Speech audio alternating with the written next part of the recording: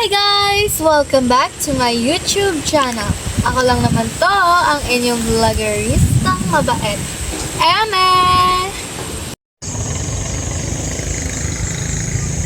Ops! Boring ka ba at walang ginagawa? Mag-usap muna tayo. Huwag ka munang mag-scroll, mag-stay ka muna sa video ko. Ang topic natin ngayon guys ay tungkol sa pagmamahal at pagrespeto sa magulang. Interesado ka ba sa video na to? Kaya huwag mo kalimutang mag-like, comment, share, and subscribe. Click the all notification here below para updated ka sa mga latest videos ko. Arat na!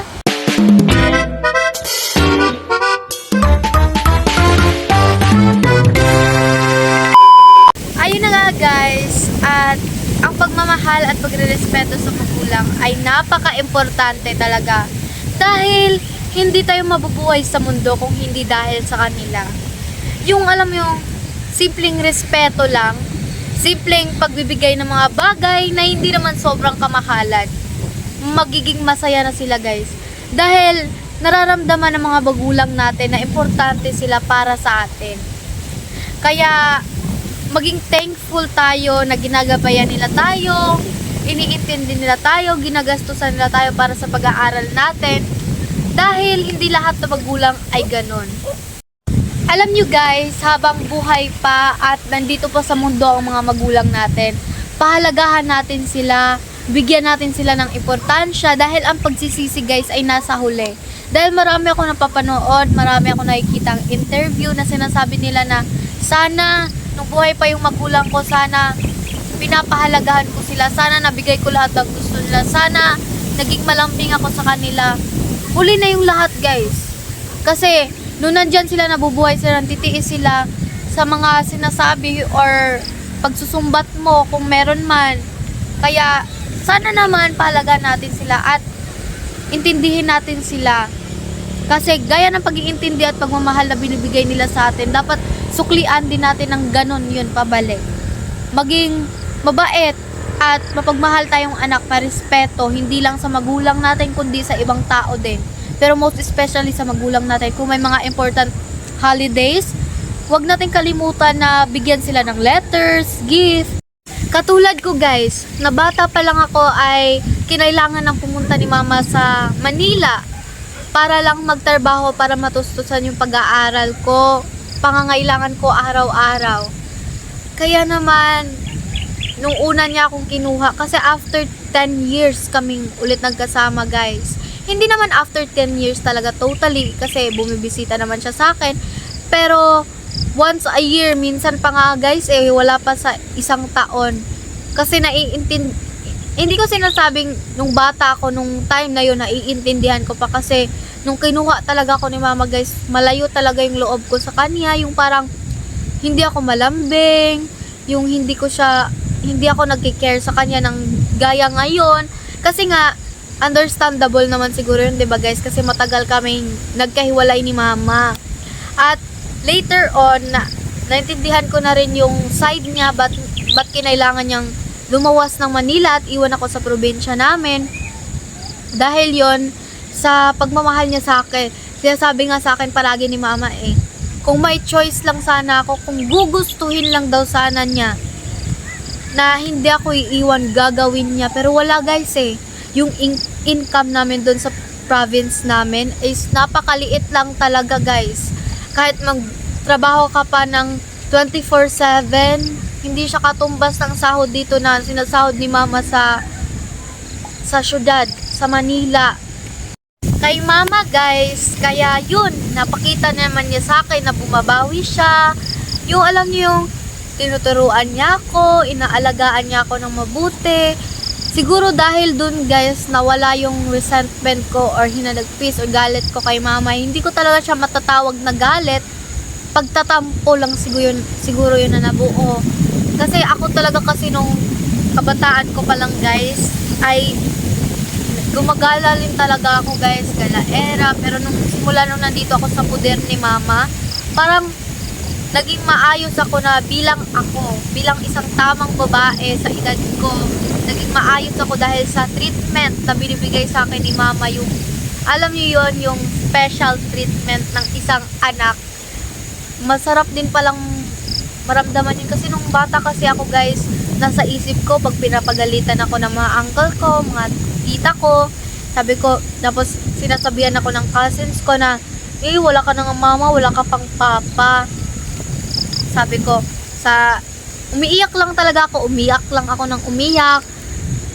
Parang iniisip ko, siguro yun din yung dahilan ba't ako nagalit kay mama nung time na yun. Kasi, parang sa isang sulok ng bahay namin, doon ako umiyak. Ba't kasi kailangan pa ni mamang umalis? Ba't kasi kailangan pa ni mama na iwan ako dito? Hindi na lang ako sinama, hindi niya na lang ako dinala dun sa Manila kung nasan siya. So yun talaga yung buhay. Minsan may pagtatampo, minsan may pagsaya. May isi-share lang ako sa inyo guys tungkol sa karanasan ko din bilang isang anak na para ma-inspire din kayo. Kami kasi ni mama guys, almost 10 years kami nagkawalay sa isa't isa dahil kinailangan niyang magtrabaho sa Manila para matustusan yung pag-aaral ko at pangangailangan ko araw-araw. Kaya yun, siguro dahil saglit nagkatampo ako kay mama at nakita ko naman kay mama guys, when dinala niya ako dito, in-earn niya yung trust ko, naging malambing siya sa akin, yung kinailangan ko talaga siya, na binago niya ako guys kung ano ako nung nandun ako sa Leyte na pasaway, ngayon hindi na. Yung hindi na ako galaera, naging maayos ako sa pag-aaral ko dahil kay mama, dahil sa tulong niya, kaya nagpapasalamat talaga ako kay mama guys. So, yun, balik na tayo sa topic natin ngayon. Na, okay lang guys na yung magkatampuhan, pero wag naman siguro yung papaabutin nyo pa na matagal. At sana wag naman sa magulang nyo. Wag nyong tiisin yung magulang nyo guys. Pahalagahan at respetuhin nyo yung magulang nyo kasi hindi kayo magiging tao sa mundo kung hindi dahil sa kanila. Hindi kayo makakatayo kung saan man kayo ngayon kung hindi dahil sa kanila, kung hindi nila kayo sinusuportahan. Kaya hanggat maaari, okay lang na anong tawag nito, okay lang na isang tabi muna natin yung ibang bagay para naman makapag-spend tayo ng time sa parents natin. Kung halimbawa lang guys, pagdating ng araw, magkakaroon ako ng pamilya, hanggat maaari, gusto ko pa rin si mama nasa tabi ko. Gusto ko pa rin kasama ko siya palagi. Kasi ayaw ko talagang mawalay kay mama guys. Ganon siya ka-importante sa akin. Kaya kayo na mga anak, na magulang nyo, matuto kayong rumispeto. Hindi lang nabigay sa inyo yung gusto nyo. Huwag kayong magrebelde kaagad.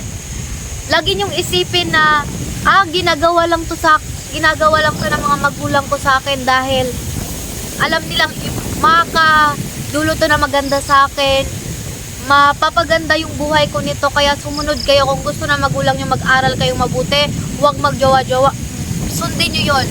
Kasi alam pa naman natin guys, parents knows best. I mean, not all the time, pero most of the time sila talaga yung nakakaalam na magiging future mo, magiging kinabukasan mo someday. Kaya makinig ka mabuti, respetuhin, pahalagahan, at bigyan mo ng importansya yung magulang mo guys.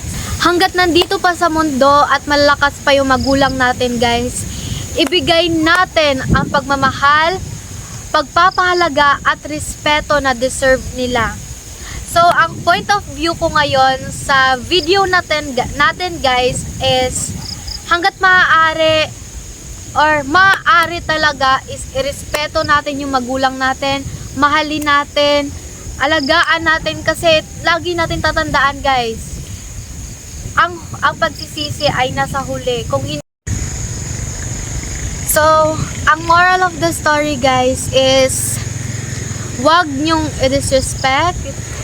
Lagi nyong isipin na magulang natin sila.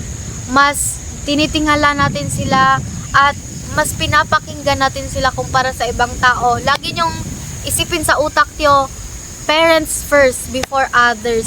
Huwag niyong isipin yung iniisip ng ibang tao, mas isipin yung mararamdaman ng magulang niyo. Kaya, respetuhin, alagaan, at pahalagahan natin yung mga magulang natin, guys. Kasi, ang tao sa mundo ay hindi panghabang buhay na bubuhay yan. Nasa huli ang pagsisisi, kaya maging mindful tayo sa ginagawa natin. Isingit ko lang, anumang pagsuway at paggawa natin ng mga bagay na nakakapanakit ng damdamin ng magulang natin, guys, hindi yun nakakaganda at nagdudulot lang yun ng masama sa kinabukasan natin. Kasi naniniwala man siguro kayo dun sa sinasabi sa Bible, di ba, na children, obey your parents in the Lord, for this is right.